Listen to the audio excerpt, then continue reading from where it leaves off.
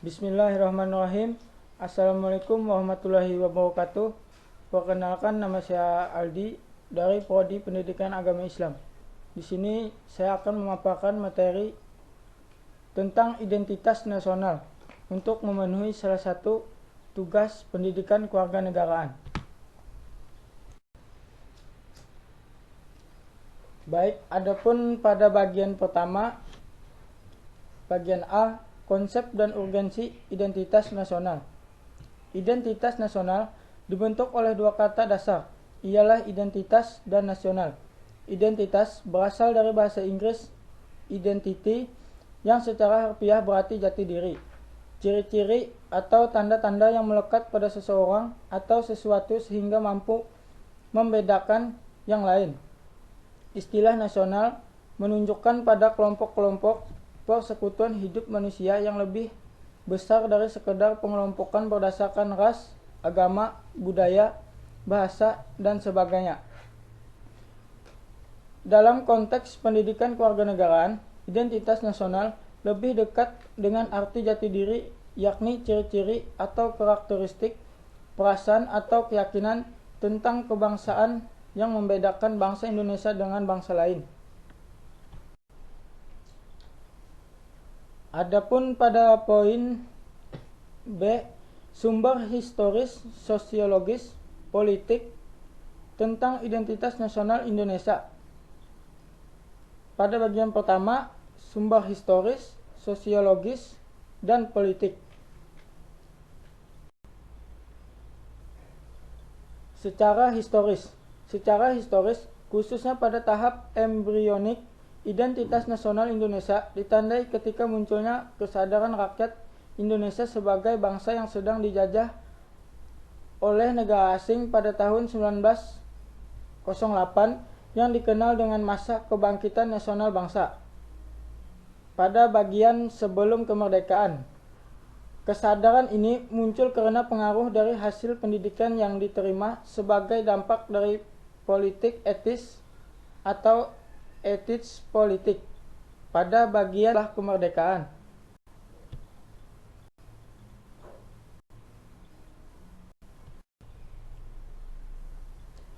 Sebelum kemerdekaan, pembentukan identitas nasional melalui pengembangan kebudayaan Indonesia telah dilakukan jauh sebelum kemerdekaan. Menurut Nunus Supardi, tahun 2007, Kongres Kebudayaan di Indonesia pernah dilakukan sejak 1918 yang diperkirakan sebagai pengaruh dari Kongres Budi Utomo pada tahun 1908 yang dipelopori oleh Dr. Radjiman Widionodiningrat. Kongres Kebudayaan 1 diselenggarakan di Solo tanggal 5 sampai tanggal 7 Juli 1918 yang terbatas pada pengembangan budaya Jawa, namun dampaknya telah meluas sampai pada kebudayaan Sunda, Madura, dan Bali. Setelah kemerdekaan, setelah proklamasi kemerdekaan, Kongres Kebudayaan diadakan di Magelang pada 20 sampai 24 Agustus 1948 dan terakhir di Bukit Tinggi, Sumatera Barat pada 20 sampai 22 Oktober 2003. Secara historis, pengalaman Kongres telah banyak memberikan inspirasi yang mengkristal akan kesadaran bangsa yang diwujudkan dengan semakin banyak berdirinya organisasi kemasyarakatan dan organisasi politik. Pada tahun 1920 sampai 1930-an, pertumbuhan partai politik di Nusantara bagaikan tumbuhnya jamur di musim hujan.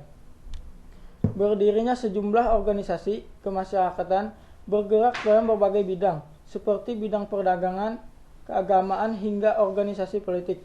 Tumbuh dan berkembangnya sejumlah organisasi kemasyarakatan mengarah pada kesadaran berbangsa. Puncaknya, para pemuda yang berasal dari organisasi kedaerahan berkumpul dalam Kongres Pemuda kedua di Jakarta dan mengumandangkan Sumpah Pemuda. Pada saat itu, Sumpah Pemuda inilah dinyatakan sebagai identitas nasional. Identitas nasional memiliki dua sifat, yaitu 1. Buatan. Bersifat buatan karena identitas nasional itu dibuat, dibentuk, dan disepakati oleh warga bangsa sebagai identitasnya setelah mereka bernegara. Yang kedua, sekunder. Bersifat sekunder karena identitas nasional lahir kemudian bila dibandingkan dengan identitas kesukubangsaan yang memang telah dimiliki warga bangsa itu secara askriptif. Jauh sebelum mereka memiliki identitas nasional, warga bangsa telah memiliki identitas primer, yaitu identitas kesukubangsaan. Dengan perkembangan kehidupan berbangsa dan bernegara hingga saat ini, dapat dikatakan bangsa Indonesia relatif berhasil dalam membentuk identitas nasionalnya. Demikian pula dalam proses pembentukan ide Pancasila sebagai identitas nasional. Secara sosiologis, identitas nasional telah terbentuk dalam proses interaksi, komunikasi, dan persinggungan budaya secara alamiah, baik melalui perjalanan panjang menuju Indonesia merdeka, maupun melalui pembentukan intensif pasca kemerdekaan. Apabila negara diibaratkan sebagai individu manusia, maka secara sosiologis, individu manusia Indonesia akan dengan mudah dikenali dari atribut yang melekat dalam dirinya. Aspek fisik dapat dikenali dari unsur-unsur seperti tinggi dan berat badan, bentuk wajah atau muka, kulit, warna dan bentuk rambut, dan lain-lain. Aspek psikis dapat dikenal dari unsur-unsur seperti kebiasaan, hobi atau kesenangan, semangat, karakter atau watak, dan lain-lain.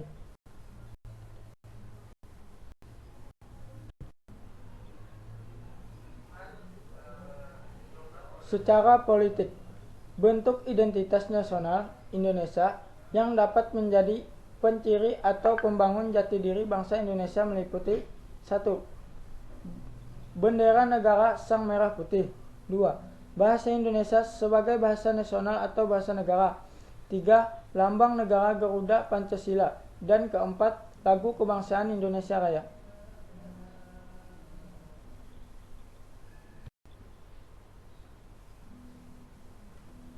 Bentuk-bentuk identitas nasional ini telah diatur dalam peraturan perundangan baik dalam Undang-Undang Nomor 24 Tahun 2009 tentang bendera, bahasa, dan lambang negara serta lagu kebangsaan.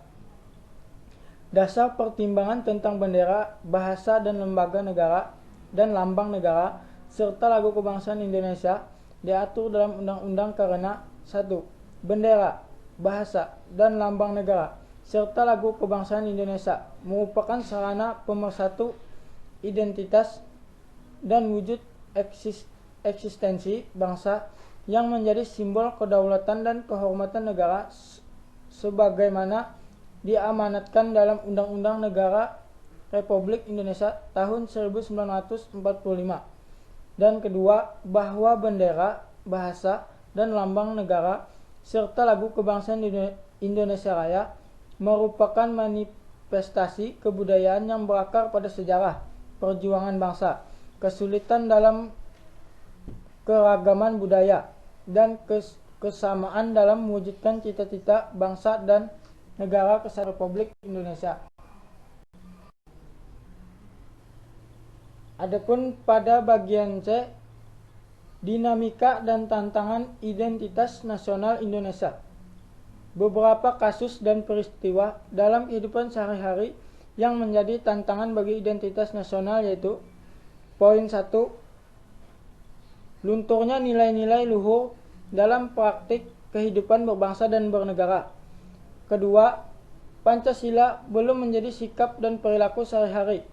Ketiga, perilaku jalan pintas, tindakan serba instan, menyontek, plagiat, tidak disiplin, tidak jujur, malas, kebiasaan merokok di tempat umum, buang sampah sembarangan, dan lain-lain. Keempat, rasa nasionalisme dan patriotisme yang lentur dan lebih bangga menggunakan bendera asing daripada bendera merah putih. Lebih bangga menggunakan bahasa asing daripada menggunakan bahasa Indonesia. Poin terakhir yang keenam, menyukai simbol-simbol asing daripada lambang atau simbol bangsa sendiri, dan lebih mengapresiasi dan senang menyanyikan lagu-lagu asing daripada mengapresiasi lagu nasional dan lagu daerah sendiri. Adapun bagian terakhir, bagian D, urgensi identitas nasional Indonesia. Sebagaimana telah dikemukakan terdahulu bahwa sebuah negara dapat diibaratkan seorang individu manusia. Pada poin 1, agar bangsa Indonesia dikenal oleh bangsa lain, apabila kita sudah dikenal oleh bangsa lain, maka kita dapat melanjutkan perjuangan untuk mampu eksis sebagai bangsa sesuai dengan fitrahnya. Kedua, identitas nasional bagi sebuah negara bangsa sangat penting bagi kelangsungan hidup negara-negara tersebut. Setiap negara seperti halnya individu manusia tidak dapat hidup menyendiri. Setiap negara memiliki keterbatasan hingga perlu bantuan atau pertolongan negara atau bangsa lain. Poin ketiga, identitas nasional penting bagi kewibawaan negara dan bangsa Indonesia. Dengan saling mengenal identitas, maka akan tumbuh rasa saling hormat, saling mengerti, atau mutual understanding. Tidak ada stratifikasi dalam kedudukan antar negara dan bangsa. Mungkin itu saja yang dapat saya paparkan. Kurang lebihnya saya mohon maaf. Wassalamualaikum warahmatullahi wabarakatuh.